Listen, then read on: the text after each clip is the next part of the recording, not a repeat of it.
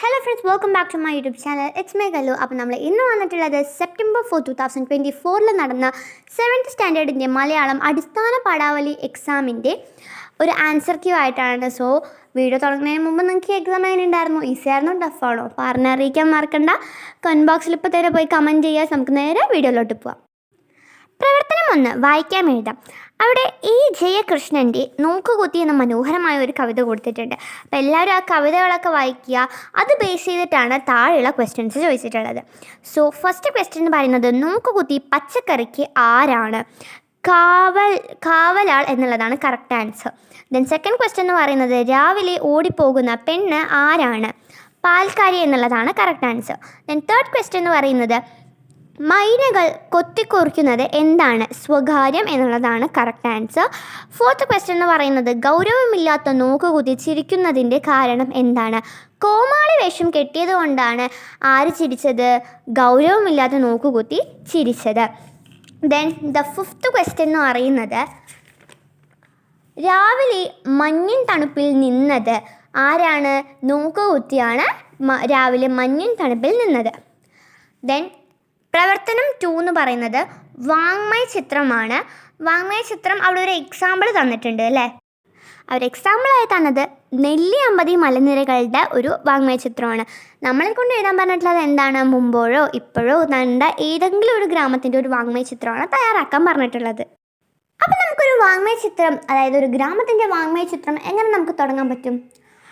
കിഴക്കേ ചക്രവാളം ചുവക്കുന്നു, ദൂരെ മലനിരകളുടെ ഇടയിൽ നിന്ന് സൂര്യൻ ഉദിക്കുന്നു, മരങ്ങളിലെ പച്ചിലക്കൂട്ടങ്ങളുടെ ഇടയിലൂടെ സൂര്യരശ്മികൾ കടന്നു പോകുന്നു, രാവിലത്തെ ഇളം തണുപ്പുള്ള തഴുകിയ കാറ്റ് നമ്മളെ തലോടും, സൂര്യരശ്മികൾ പതിച്ചതുകൊണ്ട് കൂട്ടിൽ നിന്ന് കിളികൾ ഉണർന്ന് കലപില ശബ്ദങ്ങൾ കേൾക്കുന്നു, മാനത്തൂടെ കാക്കകൾ പറന്നുല്ലസിക്കുന്നു, ഗ്രാമവീഥികളാകട്ടെ ആളുകൾ കൊണ്ട് നിറഞ്ഞിരിക്കുന്നു, ഗ്രാമത്തിലെ നെൽപ്പാടങ്ങളെല്ലാം പച്ച നിറമാർന്ന് ശോഭിക്കുന്നു.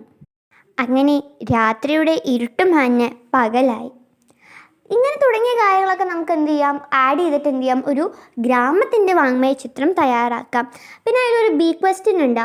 വിണ്ണിൻ വിളിപ്പാട് ചോന്നിതല്ലോ, ചോന്നത് എപ്പോൾ? അതിൽ ഉണ്ണിക്കതിരോൻ്റെ പൊന്നുക പാടേറ്റ് എന്നുള്ളതാണ് കറക്റ്റ് ആൻസർ. ദെൻ പ്രവർത്തനം 3 എന്ന് പറയുന്നത് ഒരു വിവരണമാണ്. അവരൊരു നാടൻ കലാരൂപത്തിൻ്റെ എക്സാമ്പിൾ തന്നിട്ടുണ്ട്. നമ്മളെ കൊണ്ട് ഒരു കലാരൂപം, നമ്മുടെ നാട്ടിൽ നടക്കുന്ന ഒരു നാടൻ കലാരൂപത്തിൻ്റെ വിവരണമാണ് തയ്യാറാക്കാൻ പറഞ്ഞിട്ടുള്ളത്.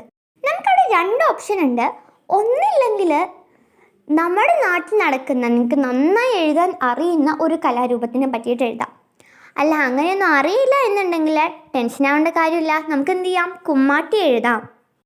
നിങ്ങളുടെ നാട്ടിൽ നടക്കുന്ന ഒരു കലാരൂപമാണ് എഴുതിയെന്ന് വെച്ച് കഴിഞ്ഞാൽ അതിനനുസരിച്ച് എഴുതാം. അല്ല, കുമ്മാട്ടി എഴുതിയവരാണെങ്കിൽ ഇത് ശ്രദ്ധിക്കാം. നമുക്ക് കുമ്മാട്ടി ഇങ്ങനെ എഴുതാൻ വേണ്ടി സ്റ്റാർട്ട് ചെയ്യാം. തൃശ്ശൂർ ജില്ലയിലും പരിസരങ്ങളിലും ഓണക്കാലത്ത് ആർപ്പ് വിളിച്ച് വില്ലുകൊട്ടി വീടുകൾ തോറും കയറിയിറങ്ങി കുട്ടികളും ചെറുപ്പക്കാരും അവതരിപ്പിക്കുന്ന ഒരു നാടോടി കലയാണ് ദേശക്കുമ്മാട്ടി. ആദ്യകാലങ്ങളിൽ നായന്മാർ തറവാടുകളിലും മനകളിലും അവതരിപ്പിച്ചിരുന്നതാണ്. എന്നാൽ ഇന്ന് എല്ലാ ജാതിക്കാരും പങ്കെടുക്കുന്ന കൂട്ടായ്മയുള്ള ദേശോത്സവമായി കുമ്മാട്ടി മാറിയിരിക്കുന്നു. കിഴക്കും പാട്ടുകര, കൂറ്റുമുക്ക്, മരുതൂർ, ഏവനൂർ, അയ്യന്തോൾ, വിയ്യൂർ, ഊരകം എന്നീ പ്രദേശങ്ങളിലാണ് ഇന്ന് പ്രധാനമായും കുമ്മാട്ടി അരങ്ങേറുന്നത്. ഓരോ ദേശക്കുമ്മാട്ടിയും ആശാന്മാരുടെ നേതൃത്വത്തിൽ പോയ്മുഖങ്ങൾ ഒരുക്കുക, ചായം കൊടുക്കുക, കുമ്മാട്ടിപ്പുല്ല് ശേഖരിക്കുക, വേഷം കെട്ടാനുള്ളവരെ തീരുമാനിക്കുക തുടങ്ങിയ അണിയറ ഒരുക്കങ്ങളാണ് ആദ്യം ചെയ്യുന്നത്. അങ്ങനെ കുമ്മാട്ടി എന്നുള്ള ചാപ്റ്ററിൽ കുറച്ച് പോയിൻറ്റ്സ് പഠിച്ച് നമുക്കത് ഈസി ആയിട്ട് തന്നെ എന്ത് ചെയ്യാൻ പറ്റും? പ്രവർത്തനം 3 നല്ല ഈസി ആയിട്ടാണ് നമുക്ക് എന്ത് ചെയ്യാൻ പറ്റും? എഴുതാൻ വേണ്ടി സാധിക്കും. പിന്നെ പ്രവർത്തനം 4 താരതമ്യക്കുറിപ്പാണ് തന്നിട്ടുള്ളത്.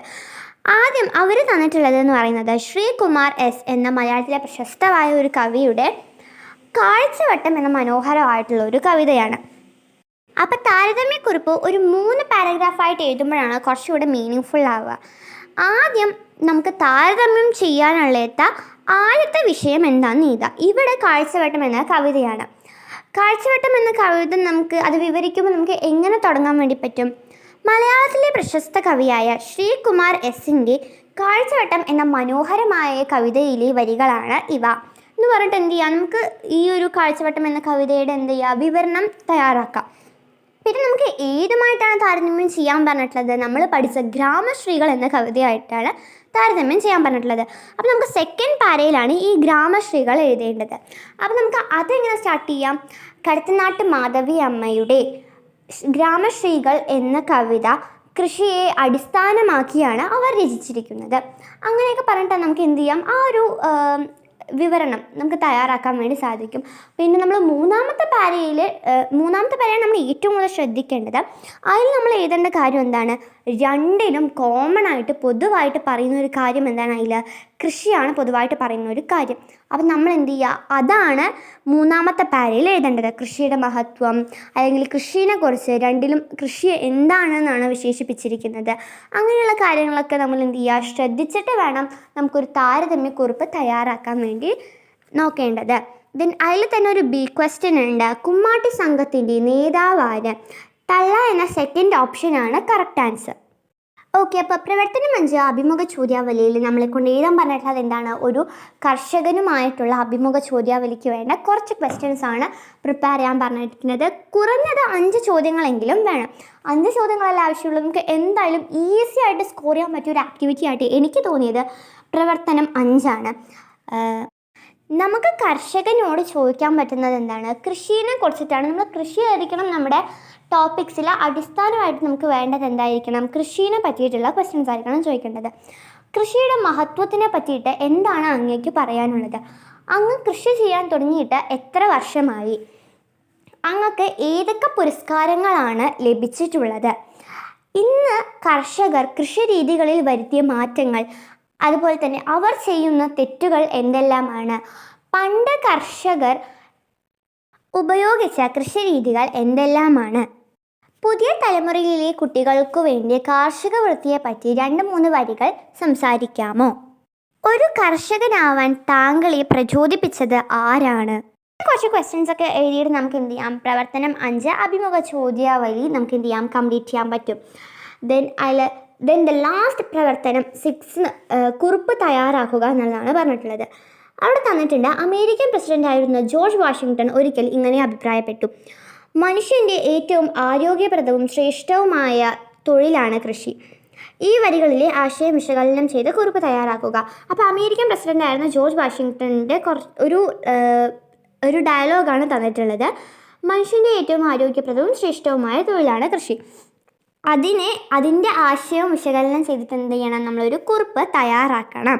നമുക്ക് ആ കുറിപ്പിൽ ഒരുപാട് പോയിൻറ്റ്സ്, കൃഷിയുടെ മഹത്വം, കൃഷിയെ പറ്റിയിട്ട്, പിന്നെ ആ ഒരു വാചകം, ജോർജ് വാഷിങ്ടൻ്റെ ആ ഒരു വാചകം എല്ലാം നമുക്ക് എന്ത് ചെയ്യാൻ പറ്റും, ആ ഒരു കുറിപ്പ് തയ്യാറാക്കുക എന്നുള്ള ക്വസ്റ്റ്യനിൽ ഉൾപ്പെടുത്താൻ പറ്റും.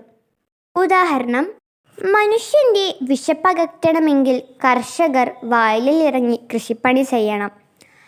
കൃഷി ഇല്ലാതിരുന്നെങ്കിൽ ഭൂമിയിൽ മനുഷ്യൻ്റെ നിലനിൽപ്പിന് തന്നെ അതൊരു ഭീഷണിയാകും. കൃഷിയെയും കർഷകനെയും ഈ ലോകത്തിന് അനിവാര്യമാണ്. അനിവാര്യം എന്ന് പറഞ്ഞാൽ ഒഴിച്ചുകൂടാനാവാത്തവ എന്നാണ് അർത്ഥം. ഒരു രാജ്യത്തിൻ്റെ പരമോന്നത ഉയർച്ചയ്ക്ക് കൃഷി അത്യന്താപേക്ഷിതമാണ്.